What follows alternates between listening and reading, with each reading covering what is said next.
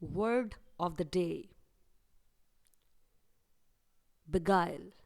Spelling है BEGUILE. It is beguile. beguile का हिंदी मतलब होता है ठगना या छलना। यानी जब हम किसी व्यक्ति के साथ किसी प्रकार की कोई बेईमानी कर देते हैं तो वहाँ पर कहा जाता है कि हमने उसे ठग लिया है। तो इस तरह से इसे कहा जाएगा beguile। यदि हम पार्ट्स ऑफ स्पीच की बात करें तो beguile वर्ड एक वर्ब होती है। जी हाँ, इसे हम वाक्यों में एक क्रिया की तरह यूज करते हैं। तो आइए देख लेते हैं कुछ सेंटेंसेस एग्जाम्पल में। पहला सेंटेंस आपके सामने है, ध्यान से देखिए।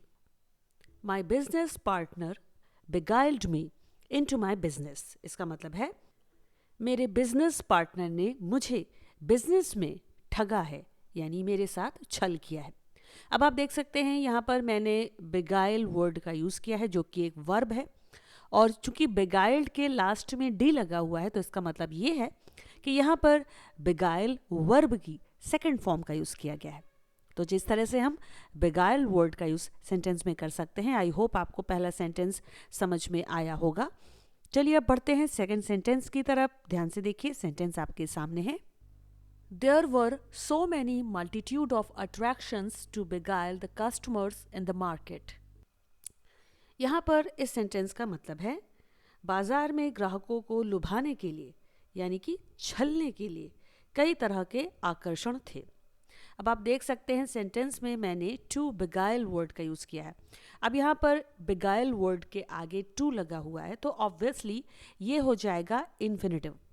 यदि आप इन्फिनेटिव के बारे में जानना चाहते हैं तो मेरे चैनल पर जाकर इन्फिनेटिव से रिलेटेड वीडियो को आप चेक कर सकते हैं और जान सकते हैं कि टू इन्फिनेटिव क्या होता है। और हाँ, जिन्हें मालूम है कि टू इन्फिनेटिव क्या होता है उनके लिए वेल एंड गुड। तो जी अब आते हैं सेकंड सेंटेंस पर। मैं आपको बता रही थी कि यहाँ पर beguile वर्ड के आगे टू लगा हुआ है तो इसका मतलब वर्ब की इन्फिनेटिव फॉर्म यूज़ की गई है।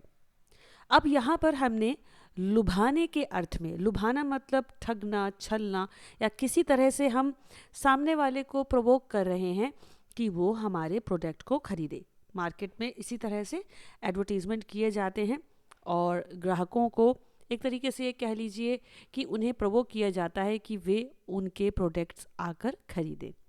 तो जी लुभाने के अर्थ में हमने यहाँ पर टू beguile वर्ड का यूज़ किया है इन्फिनेटिव के साथ। आई होप सेंटेंस आपके समझ में आ गया होगा। चलिए बढ़ते हैं अब इस वीडियो के थर्ड एंड लास्ट सेंटेंस की तरफ जिसमें मैंने beguile वर्ड का यूज़ किया है। सेंटेंस आपके सामने है, ध्यान से देखिए। Many salesmen tried to beguile the customer with an offer of free products. अब यहाँ पर इस सेंटेंस का मतलब है कई सेल्समैन मुफ्त उत्पादों की पेशकश के साथ ग्राहक को लुभाने की कोशिश करते हैं, यानी कि उन्हें छलने की कोशिश करते हैं। तो जी जैसा कि आप देख पा रहे हैं इस सेंटेंस में भी मैंने beguile वर्ड का यूज़ किया है, लेकिन टू इन्फिनेटिव के साथ। मतलब वही है, लुभाने के लिए या छलने के लिए। तो इस तरह से ठगना, छलना, लुभाना, इन अर्थों में हम beguile वर्ड का यूज़ सेंटेंसेस में कर सकते हैं। इसकी टू इन्फिनेटिव फॉर्म भी यूज़ की जा सकती है।